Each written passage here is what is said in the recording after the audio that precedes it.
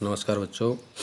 कल हमने तुलसीदास द्वारा रचित रामचरितमानस के बालकांड से जो लक्ष्मण परशुराम संवाद है उस संवाद का पहला अंक पढ़ लिया था। यह आज दूसरा अंक हम पढ़ने जा रहे हैं। तो पहले इसके जो कठिन शब्द हैं उन शब्दों का अर्थ देख लो, उसके बाद में हम इसका सरलार्थ करेंगे। देखो, पहला है लखन लक्ष्मण के लिए, हंसी हंसकर, सब धनुष समाना, सब धनुष एक समान है। का क्या, क्षति मतलब हानि। लाभु शब्द का अर्थ है लाभ।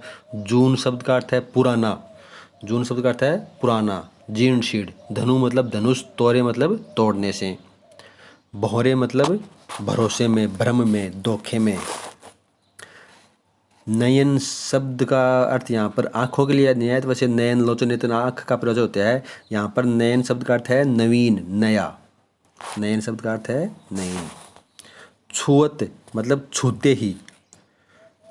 रघुपति राम न दोषु मतलब दोष नहीं है। मुनि मतलब मुनि, बिनु मतलब बिना, काज मतलब कारण। करिय, करिय मतलब करते हो। कत मतलब क्यों। रोसु मतलब रोष, क्रोध। चितई देख कर। परसु शब्द है फरसे के लिए। परशुराम जी का हथियार था ना, वह फरसा था ना, तो परसु शब्द आया फरसा। ओरा मतलब की ओर देखकर, की तरफ देखकर। सठ मूर्ख, धूर्त। सुभाऊ स्वभाव, मोरा मेरा। बालकु बालक, बोली यानी जानकर समझकर। बंधऊ नहीं मतलब नहीं मारता। जड़ मतलब मूर्ख। मोही मतलब मुझे। बाल ब्रह्मचारी मतलब बचपन से ही संयमपूर्ण जीवन बिताने वाला। कोही क्रोधी, विश्वविदित यानी सारे संसार में प्रसिद्ध। क्षत्रिय कुल यानी क्षत्रियों के वंश का। द्रोही मतलब नाश करने वाला, शत्रु। भुजबल भुजाओं के बल से। भूप राजा। बिनु मतलब विहीन। किनी मतलब कर दी। विपुल मतलब अनेक, बहुत बार। महिदेवन ब्राह्मण।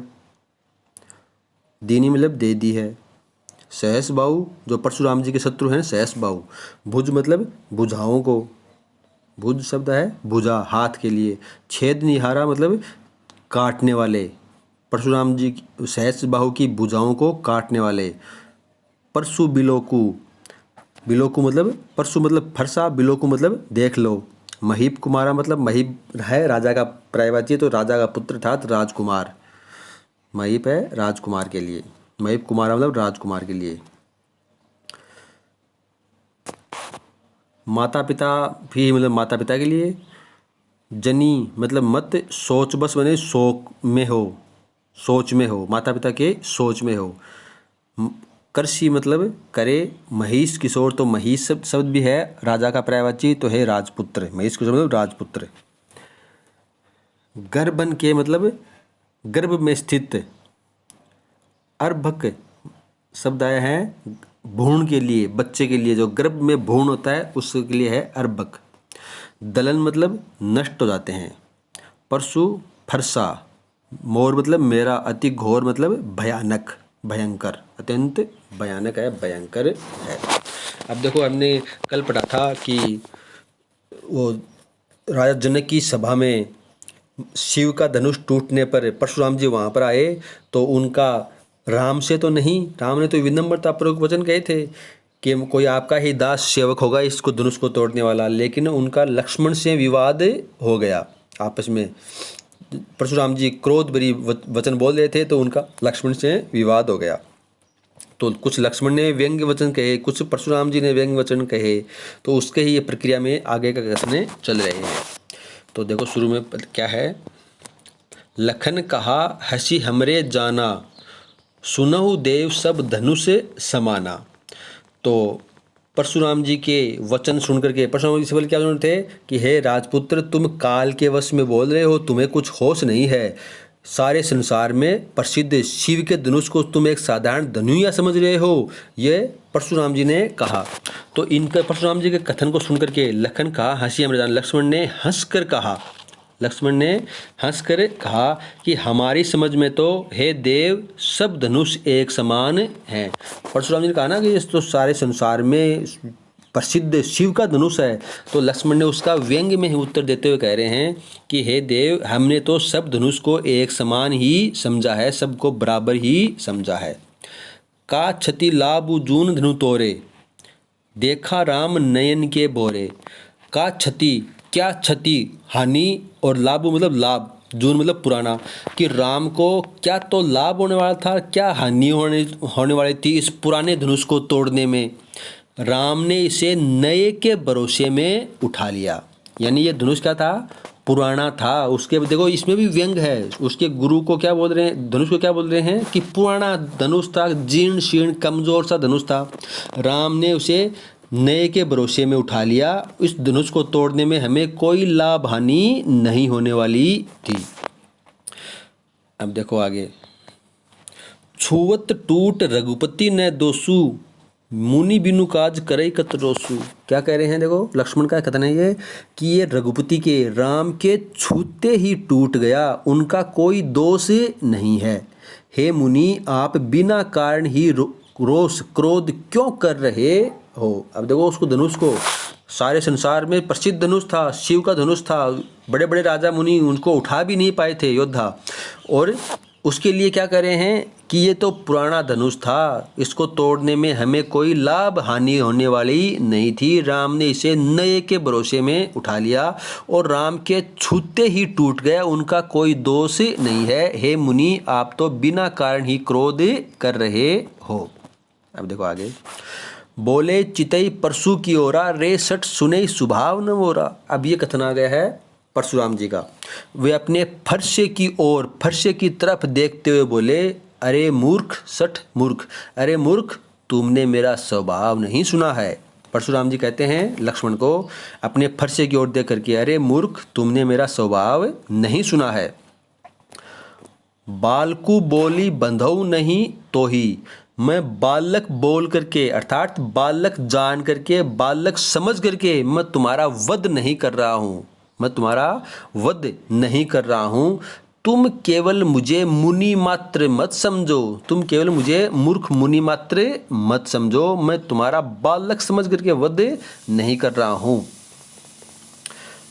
बाल ब्रह्मचारी अति को ही विश्व विदित क्षत्रिय कुल दो ही। अब देखो परशुराम जी अपने बारे में बताते हैं, अपनी प्रशंसा अपने ही मुंह से कर रहे हैं। क्या कर रहे हैं कि मैं बाल ब्रह्मचारी हूँ, अति को ही अत्यंत क्रोधी स्वभाव का हूँ, सारे संसार में प्रसिद्ध क्षत्रियों के कुल का नाश करने वाला हूँ, क्षत्रियों के कुल का शत्रु हूँ मैं। यानी सारे संसार में क्षत्रियों के वंश का शत्रु हूँ, उनके वंश को नष्ट करने वाला कौन हूँ, मैं ही हूँ। अपनी प्रशंसा कर रहे हैं अपने मुंह से कि मैं बाल ब्रह्मचारी हूँ, अत्यंत क्रोधी स्वभाव का हूँ, सारे संसार में प्रसिद्ध क्षत्रिय कुल का नाश करने वाला हूँ।